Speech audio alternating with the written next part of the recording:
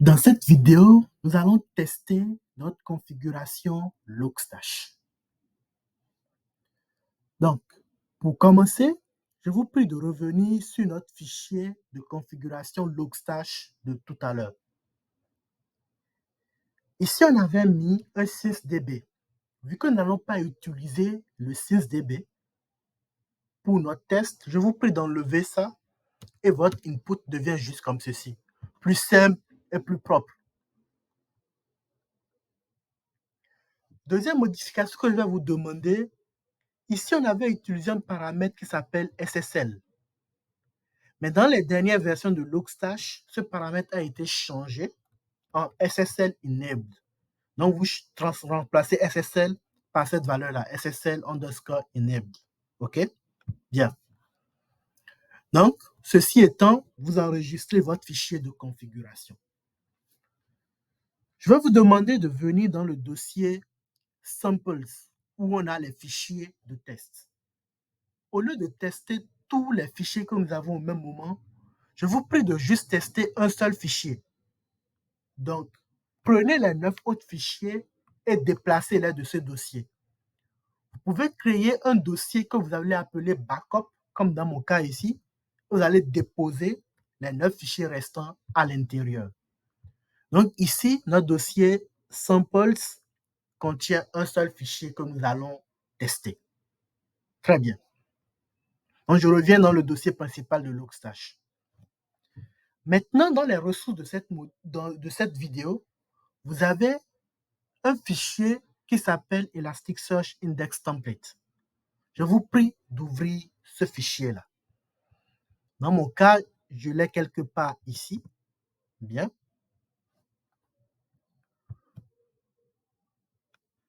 Dans ce fichier, c'est une configuration d'Elasticsearch.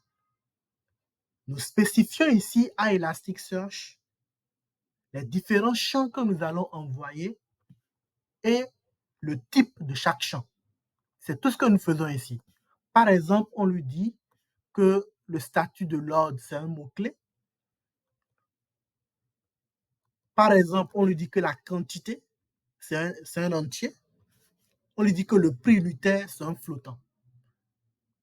Donc, ce qu'on fait, c'est un mapping. Donc, je vais vous prier de démarrer votre instance Elasticsearch et votre instance Kibana. Moi, j'ai déjà démarré l'instance Elasticsearch et j'ai Kibana aussi qui est déjà démarré. Donc, vous allez copier cette requête et nous irons l'exécuter sur Kibana. Une fois dans l'interface de Kibana qui s'affiche ainsi, on clique sur les 3 points ici. Vous venez dans Stack Management. Vous venez vous descendez. Donc, vous cliquez sur les 3 points qui s'affichent là. Dans Management, dans la section Management, vous cliquez sur DevTools.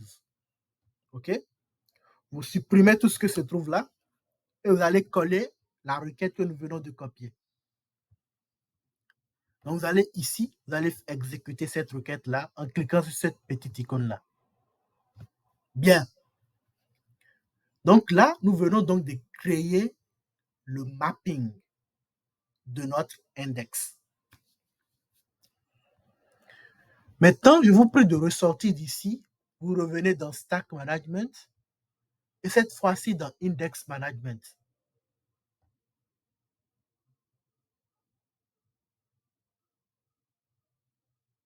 Ici, dans Index Management, vous voyez bien que vous n'avez pas encore de données. Nous n'avons pas d'index, nous n'avons pas de données ici sur Elasticsearch. OK. Donc, nous allons maintenant démarrer Logstash pour qu'il envoie des données dans notre cluster Elasticsearch.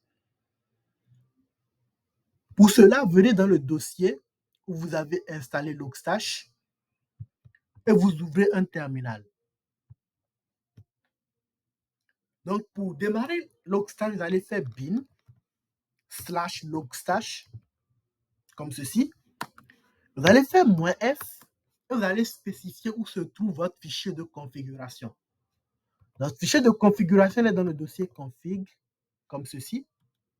Et il s'appelle Logstash, on l'a appelé Logstash e-commerce.conf, comme ceci. Donc, vous allez maintenant exécuter pour lancer et démarrer Logstash. Donc, nous allons attendre et voir si nous n'avons pas d'erreur sur Logstash. Donc, on attend pour voir le résultat de la console si tout se passe bien. Si jamais il n'y a pas d'erreur, Logstash ne donne pas d'erreur, on ira sur Kibana et vérifier que nous avons vraiment des données qui arrivent et un index a été créé. Quand vous regardez votre fichier de configuration ici, dans l'output, on a dit à Logstash de créer, d'envoyer les données vers un index qui s'appelle e-commerce sales. E-commerce sales. OK. Donc, on va attendre et voir si nous n'avons pas d'erreur sur Logstash.